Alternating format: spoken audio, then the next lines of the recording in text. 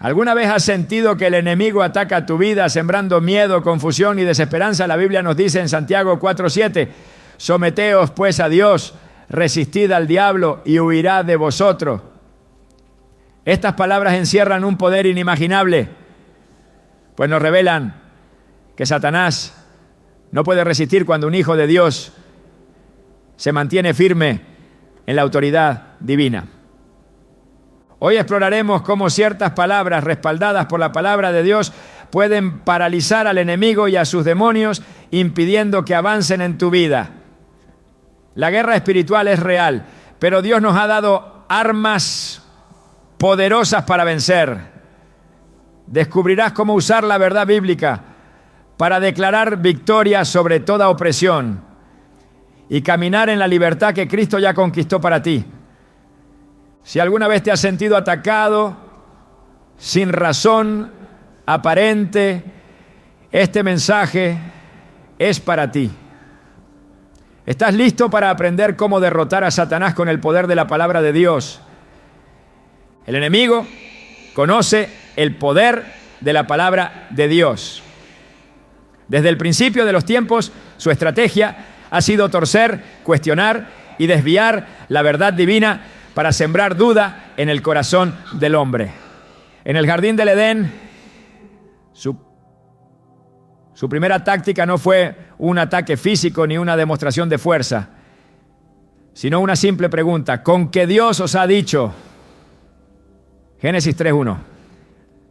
Con esta frase Satanás introdujo el engaño en la humanidad y desde entonces ha utilizado la confusión y la distorsión de la palabra para mantener a muchos atados al temor, la inseguridad y la incredulidad. Pero lo que el enemigo más teme no es que memorices la Biblia como un libro de historia, sino que comprendas el poder que reside en cada palabra que Dios ha pronunciado. Porque cuando un hijo de Dios declara con fe lo que está escrito, el reino de las tinieblas se estremece. Jesús mismo nos mostró cómo enfrentarnos al enemigo. En el desierto, después de 40 días de ayuno, el diablo se presentó con sus mismas artimañas de siempre, intentando hacer dudar al Hijo de Dios. Pero Jesús no argumentó, no debatió, no entró en un juego de palabras con el adversario. Simplemente respondió con 3 palabras que destruyeron cada intento de manipulación. Escrito está, Mateo 4:4. Con estas palabras, Jesús nos dejó un modelo claro de cómo debemos resistir los ataques espirituales, aferrándonos a lo que Dios ya ha dicho, sin añadir ni quitar nada, sin negociar con la duda, sin permitir que el enemigo siembre inseguridad en nuestra mente. Cuando enfrentas opresión, cuando los pensamientos de miedo y desesperanza intentan invadirte, cuando parece que las puertas se cierran y el enemigo susurra que no hay salida, la respuesta no es desesperarte, no es debatir con el enemigo, no es intentar vencerlo con tu propia lógica. La respuesta es hablar la palabra de Dios con autoridad, porque la palabra no es solo un mensaje inspirador, es una espada de doble filo que corta, destruye y desarma toda mentira satánica. Efesios 6:17 lo dice claramente: tomad la espada del Espíritu, que es la palabra de Dios. No es un arma simbólica, no es un concepto abstracto, es la herramienta de combate que Dios ha dado a sus hijos para vencer en cada batalla espiritual. A lo largo de la historia bíblica vemos cómo el poder de la palabra cambia destinos, rompe maldiciones y destruye las estrategias del enemigo. Cuando el profeta Elías se enfrentó a los profetas de Baal en el Monte Carmelo, no confió en su propia fuerza, ni en su capacidad de persuasión, ni en el número de seguidores que tenía. Se mantuvo firme en lo que Dios había dicho. Mientras los falsos profetas gritaban y se laceraban, intentando invocar a sus dioses, Elías declaró la verdad, que solo Jehová es Dios. Y en el momento señalado, el fuego descendió del cielo y consumió el holocausto. Primera Reyes 18:38. El enemigo quiere que creas que la palabra de Dios es solo letra muerta, que no tiene poder real, que es solo un conjunto de historias antiguas. Pero la realidad es que cada promesa, cada decreto, cada declaración de la Escritura es una bomba espiritual que desmantela toda obra de las tinieblas.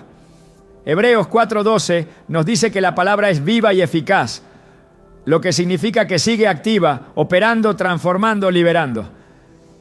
No es algo que quedó en el pasado, es una fuerza que sigue vigente y que se manifiesta cada vez que alguien la declara con fe. Piensa en la historia de Josué cuando enfrentó los muros de Jericó. Dios le dio una instrucción que a los ojos humanos parecía absurda: marchar alrededor de la ciudad en silencio durante 6 días y al 7º día gritar con fuerza. No hubo armas, no hubo ataques estratégicos, solo obediencia a la palabra de Dios. Y cuando el pueblo gritó, los muros cayeron. Josué 6:20. Lo que el enemigo levanta contra ti no se derriba con tus fuerzas, sino con la autoridad de la palabra de Dios en tu boca. El enemigo sabe que un cristiano sin la palabra es un cristiano desarmado. Por eso, su estrategia siempre ha sido distorsionarla, minimizarla o hacer que la ignores. Quiere que creas que la Biblia es difícil de entender, que no es relevante para tu vida diaria, que solo es un libro de reglas y doctrinas antiguas. Pero cuando comienzas a sumergirte en ella, cuando la declaras con fe, cuando la usas como Jesús lo hizo, algo cambia en el mundo espiritual. La opresión desaparece, la ansiedad se desvanece, el temor retrocede, porque Satanás no puede resistir la verdad. Pablo y Silas lo entendieron cuando fueron encarcelados injustamente. En lugar de quejarse, en lugar de cuestionar por qué estaban pasando por esa prueba, comenzaron a alabar a Dios y a declarar su grandeza. Y mientras lo hacían, un terremoto sacudió la prisión. Las cadenas se rompieron y las puertas se abrieron. Hechos 16, 25 a 26.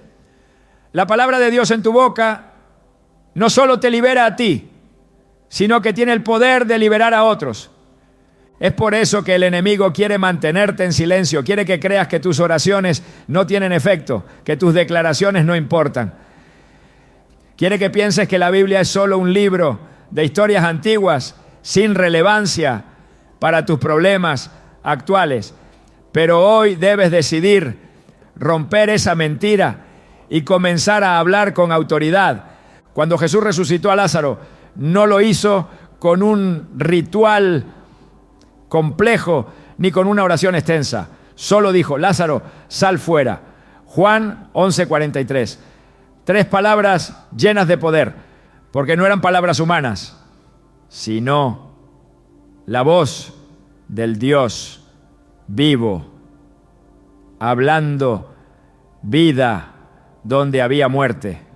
Cuando la palabra de Dios es proclamada, lo imposible se convierte en realidad.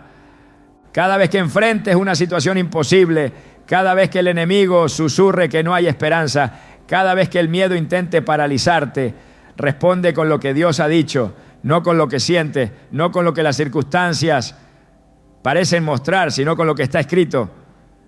Porque cuando declaras la palabra con fe, algo se activa en el mundo espiritual. Hoy es el día para comenzar a usar la palabra como la espada que es. No puedes darte el lujo de dejarla en un estante, de verla como un simple libro de inspiración. Es tu arma, tu defensa, tu garantía de victoria. Satanás no teme tus opiniones, no teme tus emociones, pero sí tiembla cuando un hijo de Dios se levanta y dice con convicción: escrito está, Ahora es tu momento. ¿Qué muro necesitas derribar? ¿Qué mentira del enemigo necesitas desmantelar? ¿Qué área de tu vida necesita ser transformada por la verdad de Dios? No te quedes en silencio. Habla la palabra. Declárala y observa cómo el enemigo huye. Porque no hay oscuridad que pueda resistir la luz de la verdad divina. El enemigo ha intentado durante siglos usurpar la autoridad que solo pertenece a Dios. Su deseo de ser adorado lo llevó a la caída y desde entonces ha buscado corromper, engañar y someter a la humanidad. Pero hay algo que los demonios no pueden soportar, algo que los paraliza y los obliga a retroceder: el nombre de Jesús. No es solo un nombre más, no es una simple referencia histórica ni una palabra cualquiera. Es el nombre que está por encima de todo nombre. El único que hace temblar al infierno y el que trae liberación a aquellos que lo proclaman con fe. Filipenses 2:10 lo declara con absoluta claridad, para que en el nombre de Jesús se doble toda rodilla de los que están en los cielos, en la tierra y debajo de la tierra. En los evangelios los demonios reaccionaban con terror cuando Jesús aparecía. No podían resistir su presencia y mucho menos su voz. En Marcos 1:23-24, un hombre poseído en la sinagoga gritó desesperado: ¿qué tienes con nosotros, Jesús de Nazaret? ¿Has venido para destruirnos? Sé quién eres, el Santo de Dios. El reino de las tinieblas reconoce el poder de su nombre y sabe que no hay escapatoria cuando Él se manifiesta. No hubo enfrentamiento físico, no hubo esfuerzo humano, solo la autoridad de su voz que ordenó: cállate y sal de él. Marcos 1:25. Y el espíritu inmundo, sin poder resistir, obedeció. Los demonios tiemblan ante el nombre de Jesús, porque saben que es el nombre del vencedor. En la cruz, Satanás pensó que había triunfado, que la muerte sellaría su victoria, pero fue en ese mismo instante cuando su derrota fue confirmada. Colosenses 2:15 revela lo que ocurrió en el ámbito espiritual. Despojando a los principados y a las potestades, los exhibió públicamente, triunfando sobre ellos en la cruz. La cruz no fue una derrota, fue la proclamación de que el poder del enemigo había sido destruido para siempre. Por eso, cuando el nombre de Jesús es declarado, se recuerda en el mundo espiritual la autoridad de su sacrificio, la sangre derramada que selló la victoria y el poder absoluto que ahora reside en él. Los discípulos comprendieron que no podían hacer nada sin la autoridad de su nombre. En Hechos 3, Pedro y Juan se encontraron con un hombre cojo de nacimiento en la puerta del templo. No tenían riquezas que ofrecerle, pero tenían algo infinitamente más poderoso. No tengo plata ni oro, pero lo que tengo te doy. En el nombre de Jesucristo de Nazaret, levántate y anda. Hechos 3:6. No hubo rituales complicados, no hubo palabras rebuscadas. Solo el nombre de Jesús. Y el milagro ocurrió al instante. El poder del nombre de Jesús no es una teoría, es una realidad que sigue vigente.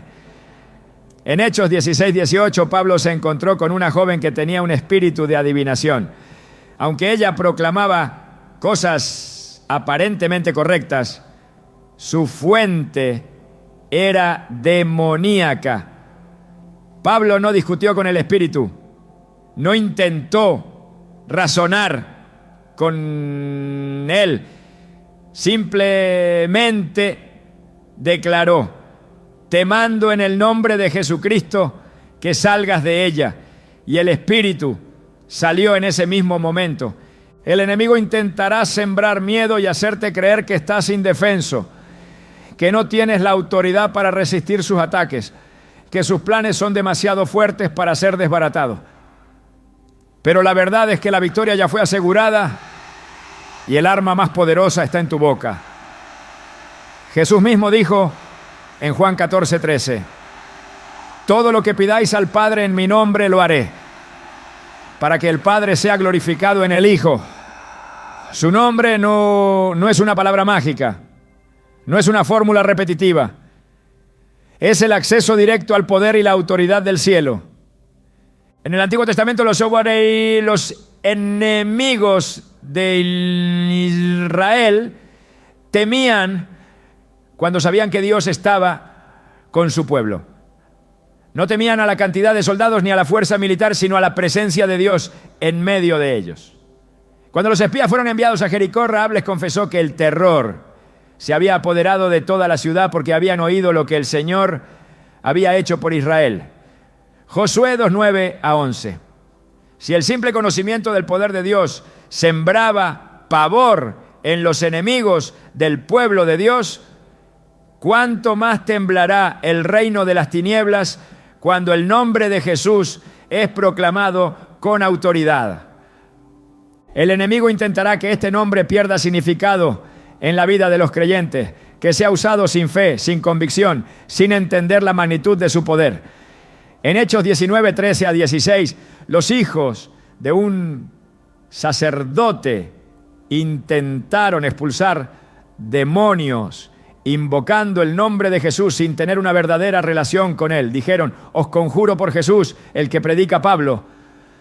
Pero los demonios no los reconocieron, porque el poder no está en pronunciar el nombre como un encantamiento, sino en la autoridad que viene de conocerlo verdaderamente. Los demonios respondieron, a Jesús conozco y sé quién es Pablo, pero vosotros, ¿quiénes sois? Y en lugar de huir, se lanzaron sobre ellos y los vencieron. El nombre de Jesús no puede ser usado de manera superficial. No es una palabra para ser repetida sin entendimiento, sino la expresión viva de la autoridad de Cristo en aquellos que le pertenecen. Lucas 10:19 nos recuerda la posición que se nos ha dado. He aquí, os doy potestad de hollar serpientes y escorpiones, y sobre toda fuerza del enemigo, y nada os dañará. No hay circunstancia, no hay ataque, no hay plan de Satanás que pueda resistir cuando se proclama el nombre de Jesús con fe genuina. Cada vez que enfrentas una situación en la que el enemigo intenta levantarse contra ti, cada vez que sientes opresión, cada vez que la oscuridad intenta tomar lugar en tu vida, la respuesta no está en el temor, ni en la duda, ni en la angustia. La respuesta está en el nombre que sobrepasa todo poder, el único que tiene autoridad sobre el cielo, la tierra y el infierno. Porque cuando el nombre de Jesús es declarado, las cadenas se rompen, la opresión se disipa, la enfermedad retrocede y el enemigo huye. No importa cuán grande parezca la batalla, no importa cuán imposible parezca la situación. Filipenses 2:9 declara que Dios ha exaltado a Jesús hasta lo sumo y le ha dado un nombre que es sobre todo nombre. Eso significa que no hay diagnóstico, no hay problema, no hay enemigo que esté por encima de él. Su nombre es suficiente, su autoridad es inquebrantable. El enemigo ha tratado de minimizar la importancia de este nombre, ha intentado desacreditarlo, banalizarlo, usarlo en vano para que pierda su impacto. Pero la verdad es que sigue teniendo el mismo poder que cuando fue pronunciado por los discípulos. El mismo poder que hizo temblar a los demonios en los evangelios, el mismo poder que destruyó la muerte y el pecado. Porque este no es un nombre común, es el nombre del Hijo de Dios, el nombre que carga consigo la victoria definitiva, el nombre ante el cual toda rodilla se doblará. No se trata de repetirlo sin convicción, se trata de proclamarlo con la certeza absoluta de que su autoridad está vigente, de que el reino de las tinieblas no puede resistirlo, de que su poder no tiene límites. Cada vez que declara su nombre con fe, se activa el poder que resucitó a los muertos, el poder que sanó a los enfermos, el poder que derrotó al enemigo en la cruz. Y no hay tiniebla que pueda resistir la luz que emana de él. El enemigo ha intentado desde el principio destruir todo lo que Dios ha establecido. Su odio hacia la humanidad lo ha llevado a usar el engaño, la opresión y el temor para mantener a las personas cautivas. Pero hay algo que no puede resistir, algo que lo despoja de su poder y deshace sus planes: la sangre de Cristo. Desde el momento en que fue derramada en la cruz, el destino del reino de las tinieblas quedó sellado. La victoria no fue parcial ni temporal, sino absoluta y eterna. Apocalipsis 12:11 lo deja claro. Y ellos le han vencido por medio de la sangre del Cordero y de la palabra del testimonio de ellos. Cada vez que la sangre de Cristo es proclamada, el enemigo es recordado de su derrota definitiva y no puede permanecer. En el Antiguo Testamento, Dios estableció el poder de la sangre como un principio espiritual inquebrantable. En Egipto, cuando la última plaga estaba por caer, la única protección real no fue la fuerza humana, ni el estatus social, ni la preparación militar. Solo aquellos que marcaron los dinteles de sus casas con la sangre del Cordero quedaron a salvo. Éxodo 12:13 dice: y veré la sangre y pasaré de vosotros, y no habrá en vosotros plaga de mortandad cuando hiera la tierra de Egipto. El juicio cayó sobre toda la nación, pero donde estaba la sangre, el enemigo no pudo tocar. Esa sangre era solo una sombra de lo que vendría, un anticipo de la redención perfecta que se sellaría en la cruz.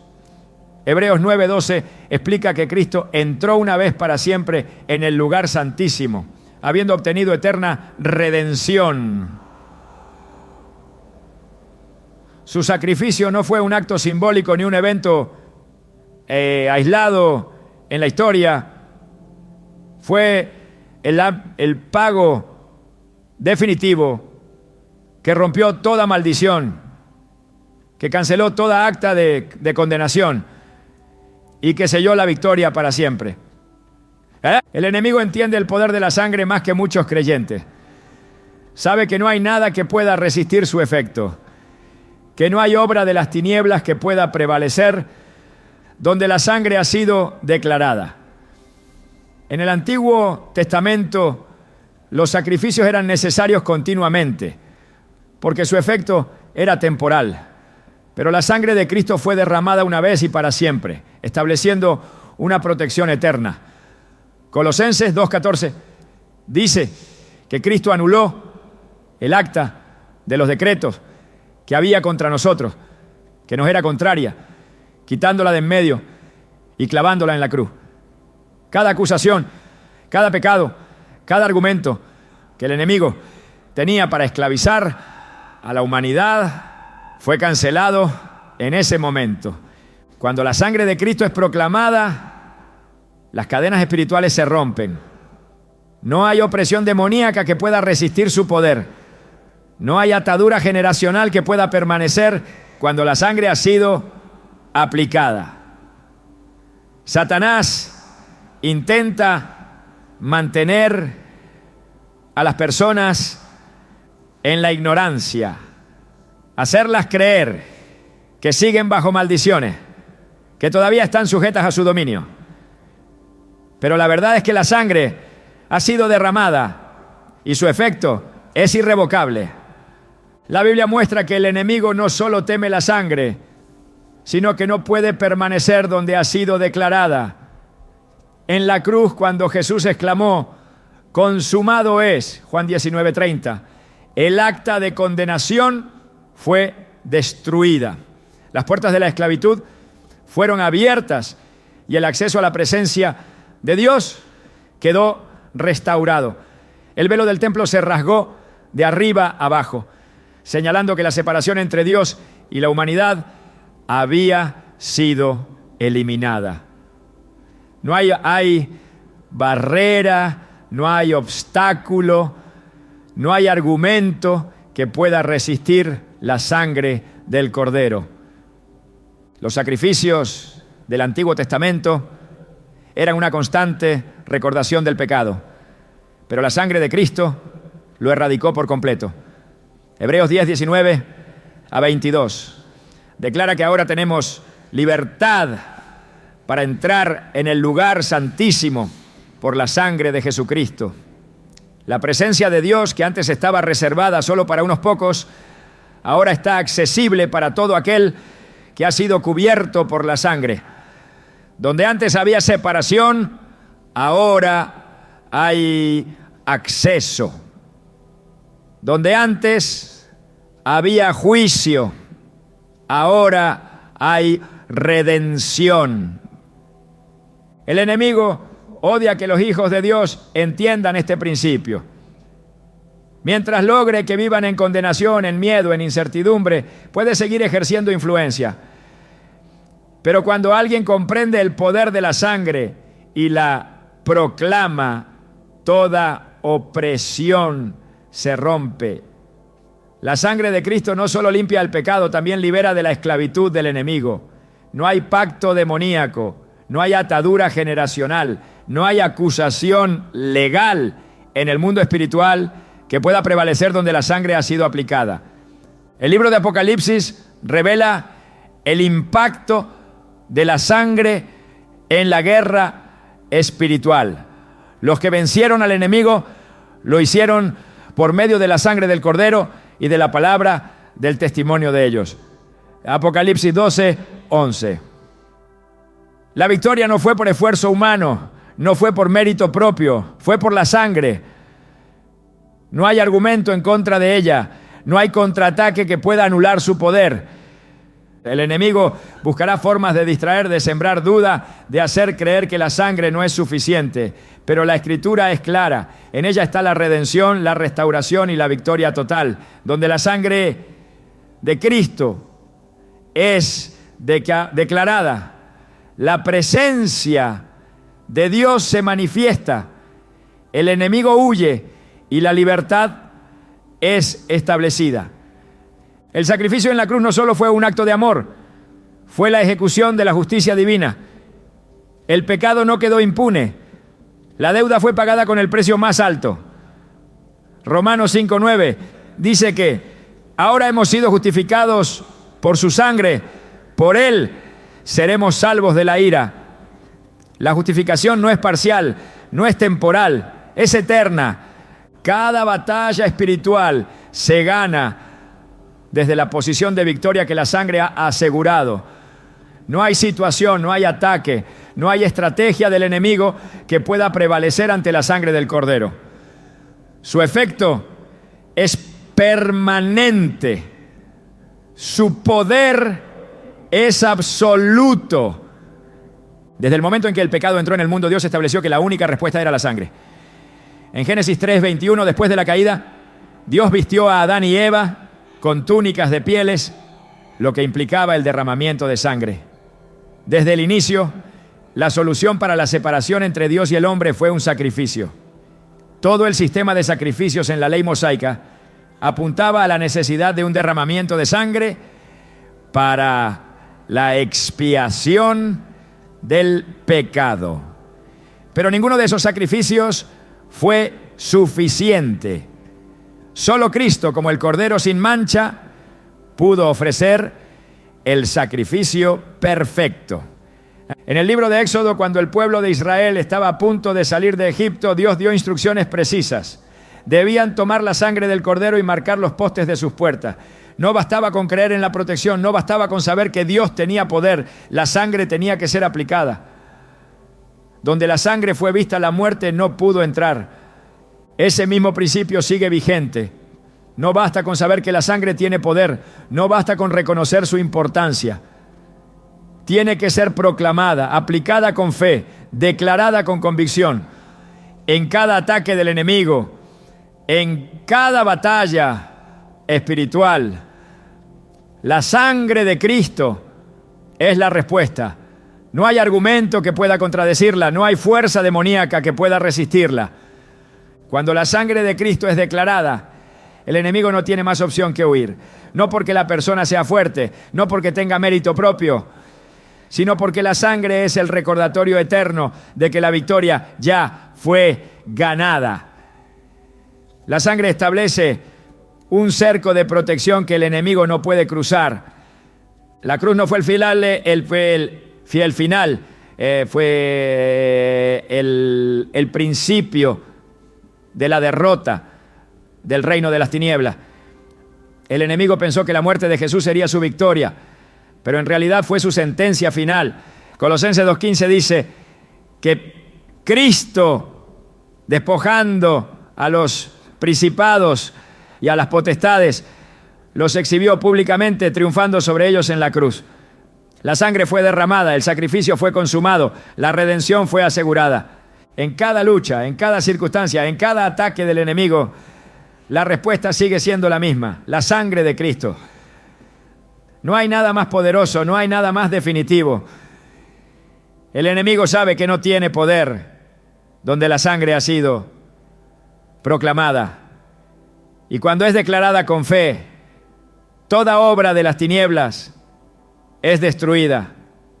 El enemigo no solo ataca con fuerza, sino también con astucia. No siempre viene con una amenaza evidente ni con un ataque directo. A veces, bueno, su estrategia es más sutil, infiltrándose en la mente, sembrando dudas, introduciendo pensamientos que poco a poco van debilitando la fe. No siempre usa la opresión evidente.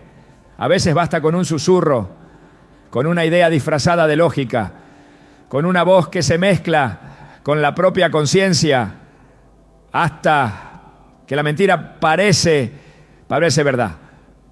Pero hay algo que destruye completamente cualquier estrategia de las tinieblas, algo que desmantela toda confusión y corta de raíz toda influencia del enemigo: la oración que él no puede soportar. En el mundo espiritual, las palabras no son solo sonidos, son decretos. Cuando una oración es hecha con fe y en alineación con la voluntad de Dios, no es solo una petición, es una orden que sacude los cimientos de lo invisible. Jesús no enseñó a orar con palabras vacías ni con repeticiones sin sentido. Su enseñanza sobre la oración fue una revelación del poder que tienen los hijos de Dios cuando se acercan con la autoridad que les ha sido otorgada. En Mateo 6:9-10, cuando enseñó a orar, estableció una verdad que deshace toda obra del enemigo. Padre nuestro que estás en los cielos, santificado sea tu nombre, venga tu reino, hágase tu voluntad como en el cielo, así también en la tierra. Estas palabras no son solo una estructura de oración, son una proclamación de guerra. Cada vez que se declara el reino de Dios, las tinieblas retroceden. Cada vez que se proclama su voluntad, la resistencia del enemigo es quebrada. La oración eficaz no es una formalidad religiosa, es un arma diseñada para deshacer las obras del adversario. Santiago 5:16 afirma que la oración eficaz del justo puede mucho. No se trata de un rito vacío, sino de una herramienta capaz de cambiar destinos, de intervenir en lo imposible, de liberar lo que ha estado atado.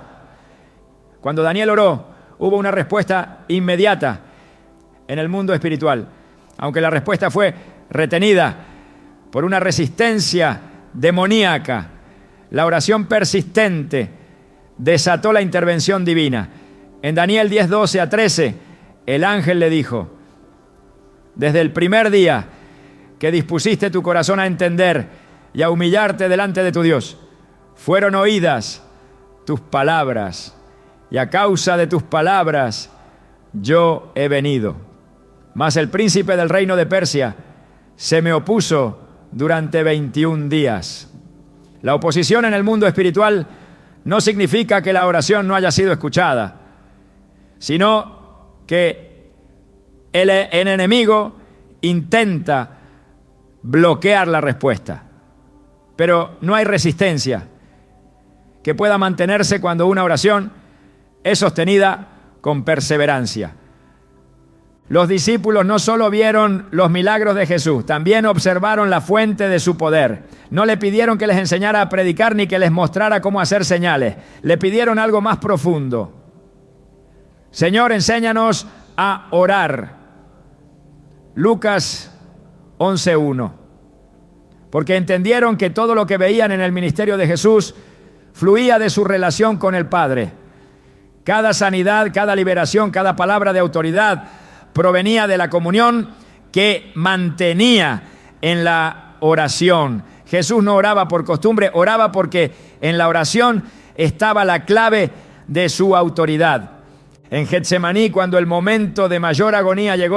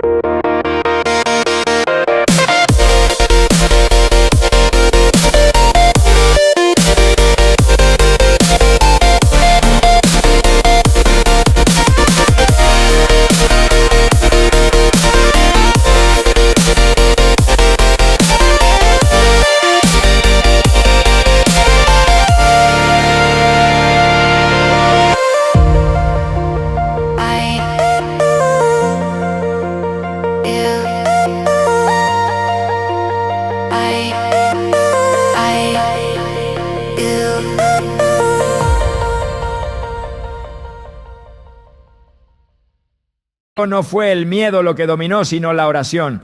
Mientras los discípulos dormían, Jesús estaba en una batalla espiritual. En Lucas 22:44 se describe que estando en agonía, oraba más intensamente, y era su sudor como grandes gotas de sangre que caían hasta la tierra. En ese momento la oración no era una simple comunicación, era una batalla decisiva en la que el destino de la humanidad estaba siendo asegurado. El enemigo intentó debilitarlo, pero la oración lo fortaleció. Cuando los soldados llegaron a arrestarlo, él no estaba en crisis, estaba firme. La victoria no fue ganada en la cruz, fue asegurada en la oración que precedió ese momento. La oración que el enemigo no soporta no es la que nace de la desesperación sin fe, sino la que es pronunciada con convicción absoluta en la autoridad que ha sido dada. No es un lamento sin esperanza. es un decreto de victoria. No es una repetición vacía, es una afirmación de lo que Dios ya ha dicho. En Hechos 4, cuando los discípulos fueron amenazados para que dejaran de predicar, no pidieron protección ni escape, pidieron más valentía. Oraron diciendo: Señor, mira sus amenazas y concede a tus siervos que con todo denuedo hablen tu palabra. Hechos 4:29. Y la respuesta fue inmediata. Cuando hubieron orado, el lugar en que estaban congregados tembló y todos fueron llenos del Espíritu Santo y hablaban con denuedo la palabra de Dios. Hechos 4:31. El enemigo no teme una oración superficial, pero sí una oración que activa el poder del Espíritu. No puede resistir cuando un creyente ora en el nombre de Jesús, porque ese nombre es la sentencia de su derrota. No puede soportar cuando una oración se basa en la palabra, porque cada versículo proclamado es una declaración que no puede contradecir. No puede mantenerse donde hay intercesión persistente, porque cada súplica movida por fe desata intervención angelical. Cuando Elías oró, no fue con incertidumbre, sino con la seguridad de que el cielo respondería. En el primer Rey 18, 36 a 38, cuando desafió a los profetas de Baal, su oración fue clara y llena de convicción. Respóndeme, Jehová, respóndeme para que conozca este pueblo que tú, oh Jehová, eres el Dios y que tú vuelves a ti el corazón de ellos. Y el fuego descendió. No fue una oración prolongada ni repetitiva. Fue una oración que proclamó la supremacía de Dios. Y el resultado fue una manifestación inmediata de su poder. Cada vez que el enemigo intenta levantar una barrera, la respuesta está en una oración que no titubea. En Hechos 16, cuando Pablo y Silas fueron encarcelados injustamente, no se lamentaron, no se quejaron, no cuestionaron.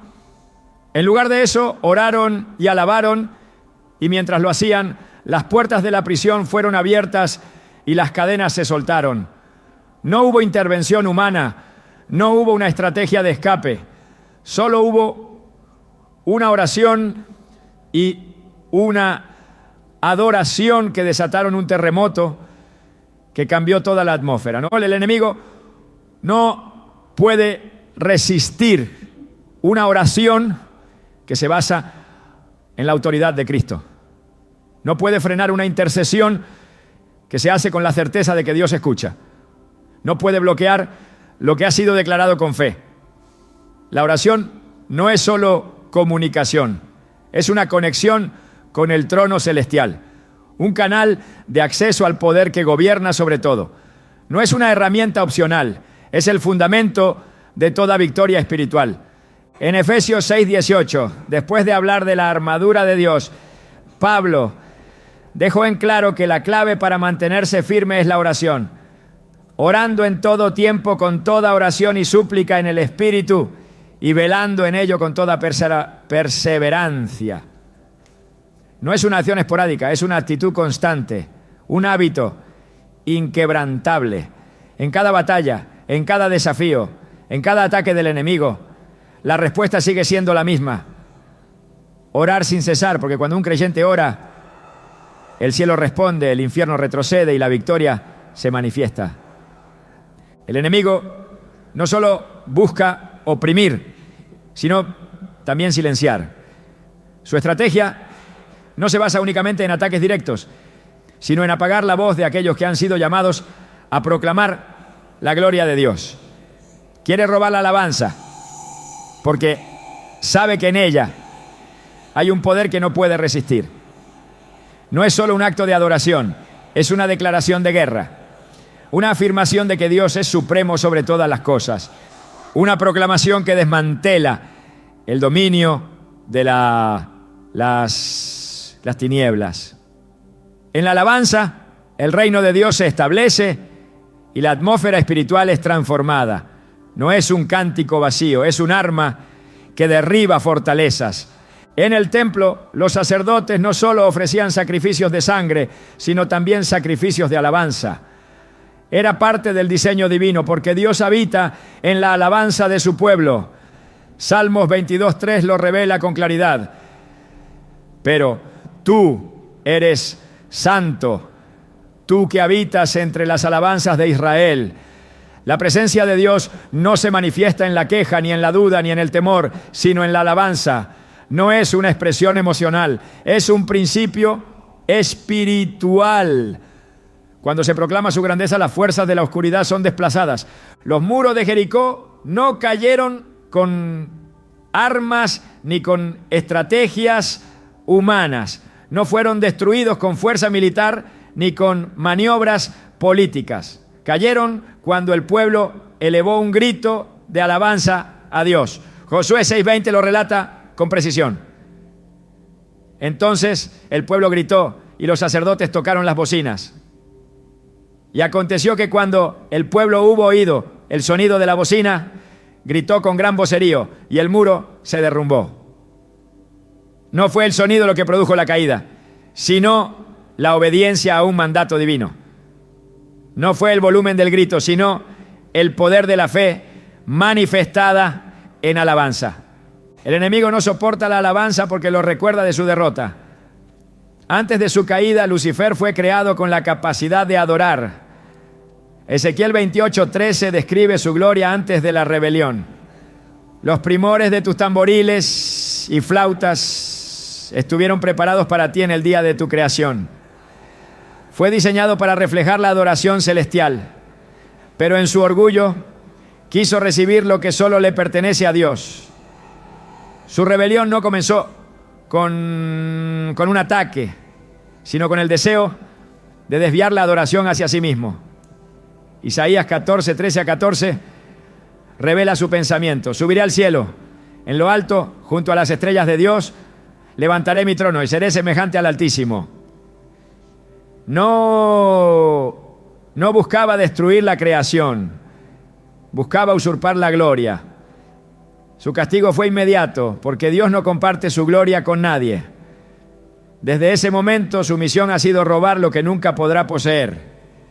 En la prisión, Pablo y Silas no tenían ninguna razón humana para alabar. No había esperanza visible, no había salida evidente. Pero no elevaron su voz en queja, sino en adoración.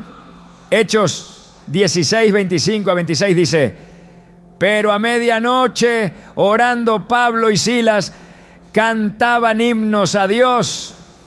Entonces sobrevino de repente un gran terremoto, de tal manera que los cimientos de la cárcel se sacudían, y al instante se abrieron todas las puertas, y las cadenas de todos se soltaron. La alabanza no solo los liberó a ellos, sino que cambió la atmósfera espiritual de todo aquel lugar.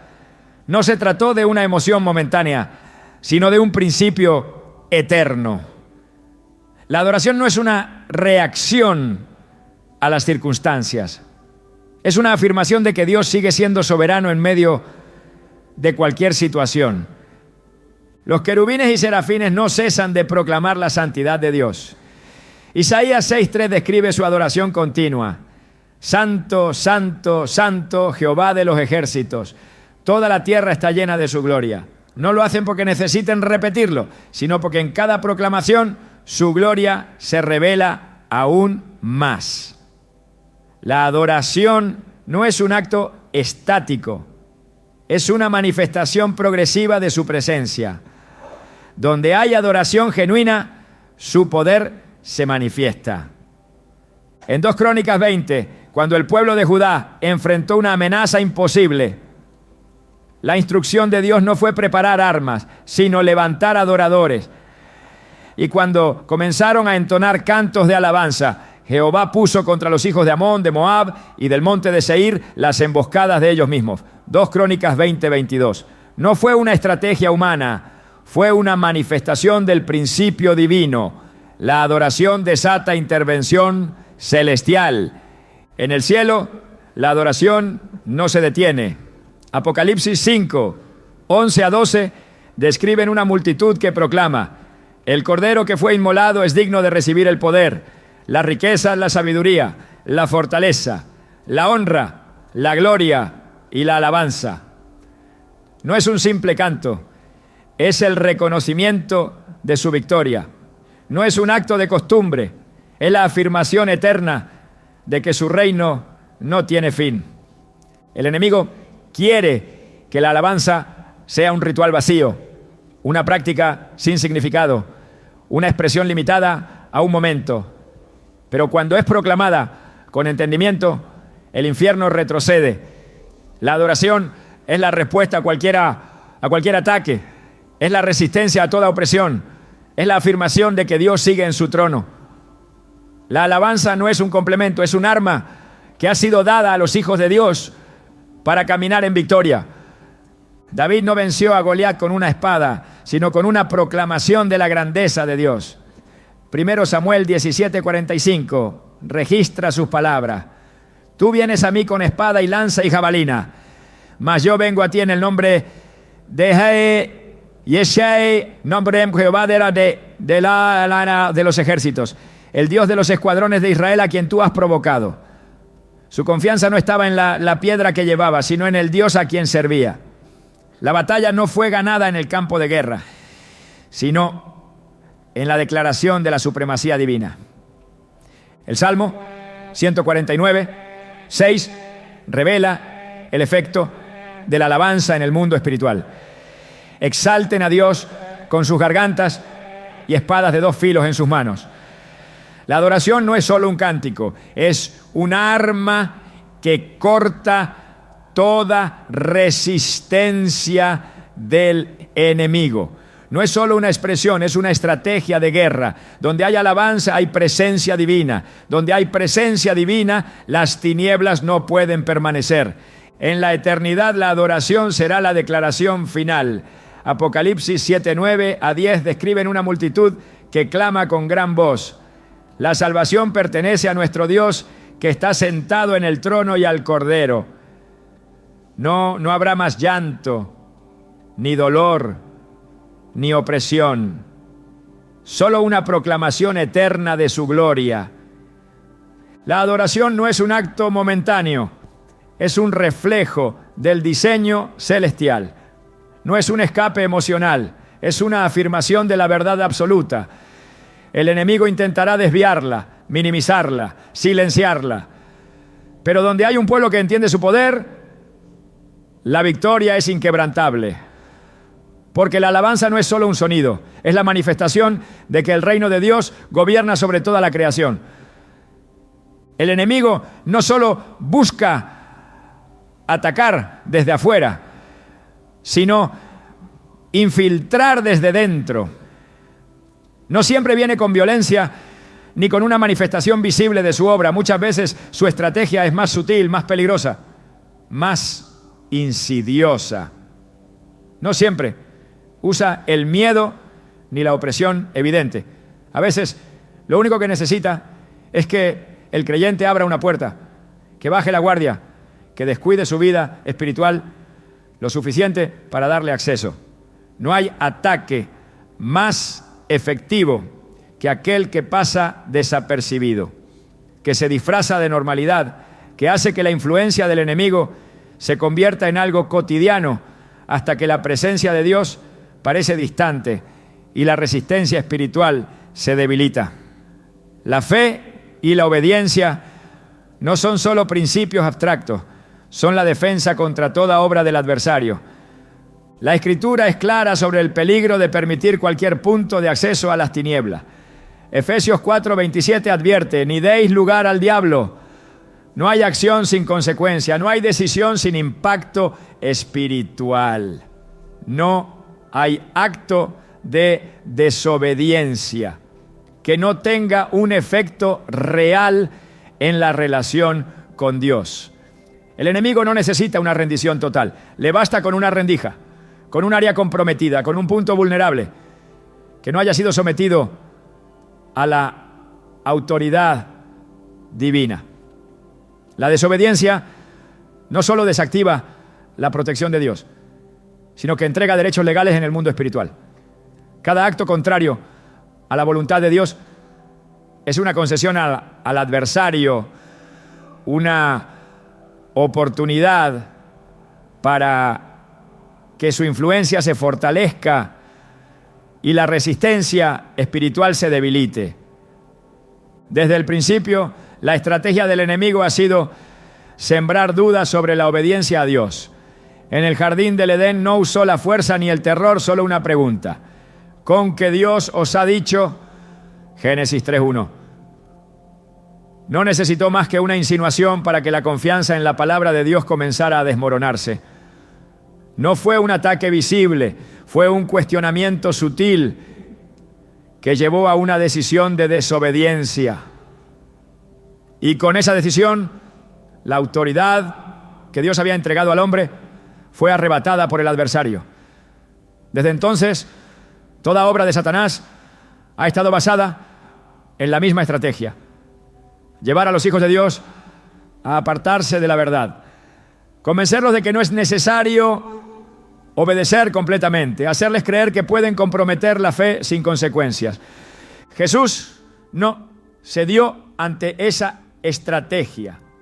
En el desierto, cuando el enemigo intentó tentarlo con la misma táctica, la respuesta fue firme y absoluta: escrito está. Mateo 4:4. No hubo duda, no hubo negociación, no hubo espacio para el engaño. La obediencia a la palabra fue la clave de su victoria. No se trataba solo de resistir la tentación, sino de afirmar la verdad sobre la cual su autoridad estaba establecida. Por eso, cuando el enemigo se retiró derrotado, Jesús salió del desierto en el poder del Espíritu. La obediencia no solo protege, sino que empodera, no solo defiende, sino que activa la manifestación del reino de Dios en la vida del creyente. La desobediencia no solo afecta a quien la comete, sino a todo lo que está bajo su influencia. En la batalla de Jai, el pueblo de Israel fue derrotado porque Acán había tomado lo que Dios había prohibido. Josué 7:1 lo declara con contundencia: los hijos de Israel cometieron prevaricación en cuanto al anatema. No fue un acto visible de idolatría, ni una rebelión abierta contra Dios. Fue un acto oculto que contaminó toda la nación. Hasta que la desobediencia no fue confrontada, la derrota persistió. No hubo avance hasta que lo que estaba contaminando al pueblo fue eliminado. El enemigo sabe que mientras el creyente camina en obediencia, su acceso es nulo. Por eso su táctica no es siempre el ataque frontal, sino la seducción, la distracción, la justificación del pecado. Si logra convencer a alguien de que la obediencia no es absoluta, de que hay áreas en las que puede tomar sus propias decisiones sin considerar la voluntad de Dios, entonces ya ha ganado la mitad de la batalla. Pero la Escritura es clara: si oyeréis hoy su voz, no endurezcáis vuestros corazones. Hebreos 3:15. No hay espacio para la resistencia a la voluntad de Dios. No hay margen para la rebeldía.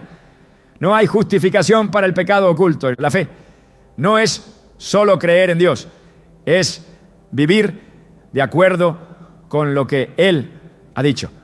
No es solo aceptar su existencia, es someterse a su autoridad en cada área de la vida. Hebreos 11:6 lo declara sin ambigüedades: sin fe es imposible agradar a Dios. No dice difícil, dice imposible. No hay obediencia sin fe. No hay victoria sin sumisión total a su voluntad. La fe no es solo un concepto, es la llave que activa el poder de Dios en la vida del creyente. El enemigo no puede hacer nada contra una fe inquebrantable. No pudo detener a Abraham cuando creyó en la promesa de Dios, aunque todo lo natural parecía decir lo contrario. Romanos 4:20-21 describen su postura. No dudó por incredulidad de la promesa de Dios, sino que se fortaleció en fe, dando gloria a Dios plenamente convencido de que era también poderoso para hacer todo lo que había prometido. Esa fe fue contada por justicia, porque no estaba basada en las circunstancias, sino en la verdad de Dios. Cuando el pueblo de Israel estaba ante la tierra prometida, solo 2 hombres vieron la victoria antes de que sucediera: Josué y Caleb. Los demás vieron gigantes, obstáculos, imposibilidades, pero ellos vieron la fidelidad de Dios. Números 14, 8 a 9 registra su declaración: si Jehová se agradare de nosotros, Él nos llevará a esta tierra y nos la entregará. Jehová está con nosotros, no los temáis. No fue valentía humana, fue una fe que se negó a aceptar la derrota como una opción. El enemigo no puede operar donde hay fe genuina y obediencia absoluta. No puede robar lo que está asegurado bajo la autoridad de Dios. No puede sostenerse donde la verdad ha sido establecida sin negociación. Pero en cuanto una puerta se abre, en cuanto la obediencia se compromete, en cuanto la fe se debilita, su acceso se vuelve real. Por eso, 1 Pedro 5:8 advierte con seriedad: sed sobrios y velad, porque vuestro adversario, el diablo, como león rugiente, anda alrededor buscando a quien devorar. No tiene poder sobre aquel que está firme, pero busca a aquellos que han bajado la guardia, que han permitido grietas en su vida espiritual, que han cambiado la verdad por una versión más cómoda de la fe. Jesús dijo en Juan 14:30: viene el príncipe de este mundo, y él nada tiene en mí. No había en él ninguna puerta abierta, ninguna deuda con el enemigo, ninguna concesión al pecado. Esa es la posición de victoria. Una vida cerrada al adversario, sellada por la sangre, sostenida por la fe, afirmada en la obediencia. No hay punto medio en la guerra espiritual. O se está bajo la cobertura de Dios o se está expuesto al enemigo. No hay espacio para la indiferencia, no hay lugar para la neutralidad. Santiago 4:7 establece la clave para vencer: someteos pues a Dios, resistid al diablo y huirá de vosotros. No dice que tal vez huirá, no dice que posiblemente retrocederá, dice que huirá. La resistencia no comienza con el ataque, sino con la sumisión a la autoridad divina. No hay sombra que pueda permanecer donde la luz ha sido establecida. No hay cadena que pueda resistir donde la verdad ha sido proclamada. No hay tiniebla que pueda prevalecer donde la fe ha sido activada. El enemigo no tiene otra opción más que retroceder cuando se encuentra con un creyente que no negocia su fe, que no compromete su obediencia, que no cede ante la presión. No hay victoria parcial en el reino de Dios. No hay protección a medias. No hay autoridad limitada. Donde la obediencia es total, la victoria es absoluta. El enemigo nunca ha tenido el control. Desde el principio, su poder ha sido ilusorio, basado en el engaño y en la ignorancia de aquellos que aún no entienden la autoridad que Dios ha otorgado a sus hijos. Su estrategia no ha cambiado porque no tiene nuevas armas, solo las mismas tácticas disfrazadas de novedad. Su victoria no es posible donde la verdad ha sido revelada, porque todo lo que él ha construido se sostiene sobre mentira. Jesús lo desmanteló en la cruz y lo exhibió públicamente en derrota. Colosenses 2:15 declara que, despojando a los principados y a las potestades, los exhibió públicamente, triunfando sobre ellos en la cruz. Su caída no fue parcial ni temporal, sino definitiva y absoluta. No hay retorno para él. No hay restauración para su reino. No hay posibilidad de que recupere lo que ha perdido. Su desesperación no es por el presente, sino por el final inminente, que ya ha sido determinado por Dios. Cada movimiento del enemigo en el mundo espiritual es un intento de retrasar lo inevitable, una lucha contra un destino que no puede cambiar. Su furia no nace del poder, sino del miedo. Apocalipsis 12:12 lo deja claro. Ay de los moradores de la tierra y del mar, porque el diablo ha descendido a vosotros con gran ira, sabiendo que tiene poco tiempo. Su tiempo es limitado, su reino es temporal, su autoridad es inexistente ante aquellos que caminan en la verdad. Su único recurso es mantener a las personas en tinieblas, cegarlas para que no vean la realidad de su derrota, engañarlas para que no reclamen la victoria que ya les pertenece en Cristo. Su mayor temor no es el juicio final, sino cada creyente que despierta a la realidad de su identidad en Dios. El poder del enemigo no radica en su fuerza, sino en la falta de resistencia. Su gobierno no es sobre aquellos que están cubiertos por la sangre del Cordero, sino sobre aquellos que aún no han tomado posesión de la autoridad que Dios les ha dado. Su reino no es de dominio, sino de manipulación. Sabe que no puede contra la luz, así que su única opción es hacer que aquellos que portan la luz la oculten. Quiere que los hijos de Dios caminen con temor, que vivan en inseguridad, que olviden que la victoria ya ha sido asegurada. Pero el momento en que un creyente entiende la magnitud de lo que Cristo ha hecho, el enemigo pierde todo acceso, toda influencia, toda capacidad de operar en su vida. No hay oscuridad que pueda resistir la luz. No hay mentira que pueda permanecer donde la verdad ha sido revelada. No hay cadena que pueda sostenerse donde la autoridad del nombre de Jesús ha sido proclamada. El enemigo no tiene otra opción más que huir cuando se encuentra con alguien que ha decidido creer, que ha decidido caminar en la verdad, que ha decidido pararse en la victoria que ya ha sido dada.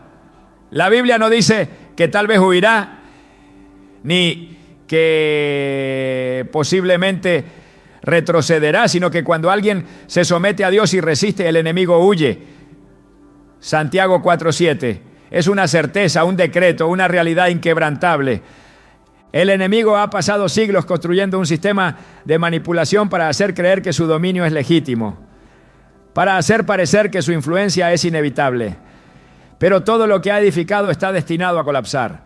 Apocalipsis 20:10 revela su destino final.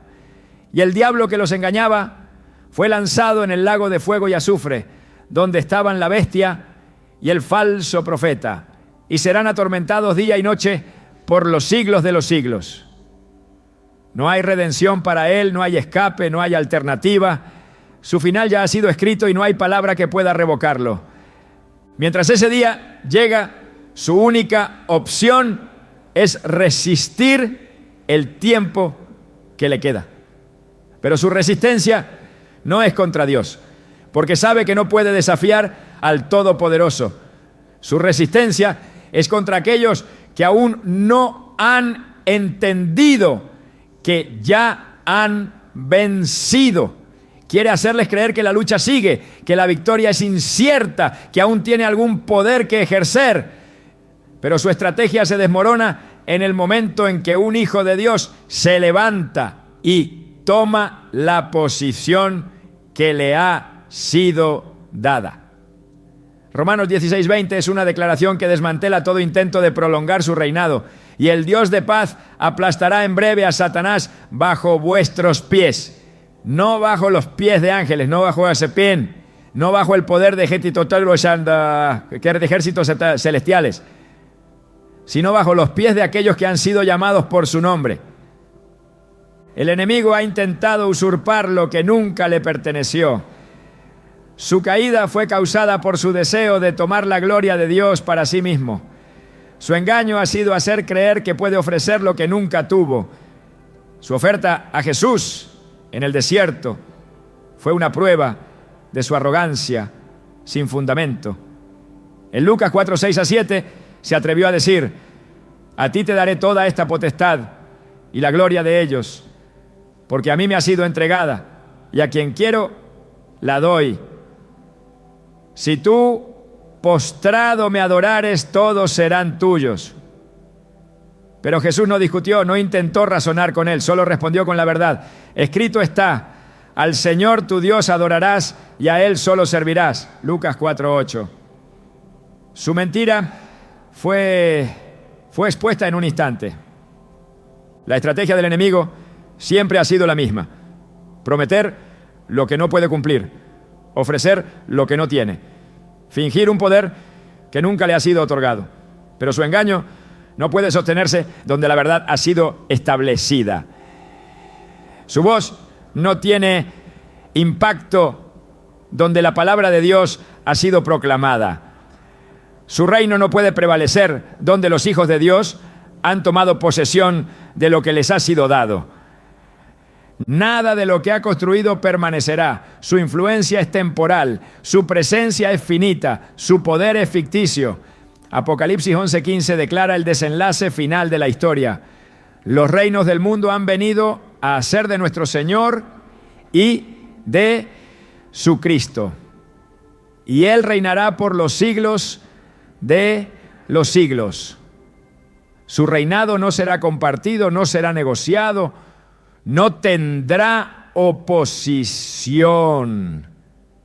No habrá batalla que librar, porque la victoria ya ha sido establecida desde antes de la fundación del mundo. El enemigo quiere que el creyente viva en temor, que se sienta en constante lucha, que crea que aún hay algo que puede perder. Pero la verdad es que todo ha sido asegurado en Cristo. Efesios 1, 22 a 23 revela que Dios sometió todas las cosas bajo sus pies y lo dio por cabeza sobre todas las cosas a la iglesia, la cual es su cuerpo, la plenitud de aquel que todo lo llena en todo. No hay nada que el enemigo pueda tomar, porque todo ya ha sido puesto bajo la autoridad de Cristo. No hay victoria que pueda reclamar, porque toda victoria pertenece al Señor. El tiempo del enemigo se agota. Sus días están contados. Su destino ya ha sido determinado. Su poder ya ha sido destruido. No hay batalla en el futuro, porque la guerra ya ha sido ganada. No hay incertidumbre en el desenlace, porque la palabra de Dios no puede ser revocada. Todo lo que ha hecho, todo lo que ha intentado construir, todo lo que ha levantado contra el reino de Dios, será reducido a nada. La única pregunta que queda es: ¿quién se levantará a caminar en la victoria que ya ha sido asegurada? ¿Quién tomará la posición que le ha sido dada? ¿Quién decidirá no vivir más bajo una mentira, sino bajo la verdad inquebrantable de la palabra de Dios? Porque el enemigo ya ha sido derrotado, su reino ya ha caído, su final ya ha sido escrito. Lo único que queda es que aquellos que han sido llamados por el nombre de Dios tomen su lugar, levanten su voz, proclamen la victoria y caminen en la autoridad que les ha sido dada. Porque donde la luz brilla, la oscuridad no tiene opción. Donde la verdad es declarada, la mentira no puede permanecer. Donde el reino de Dios es establecido, todo lo demás cae. Y el enemigo, sin poder, sin fuerza y sin esperanza, no tendrá otra opción más que huir.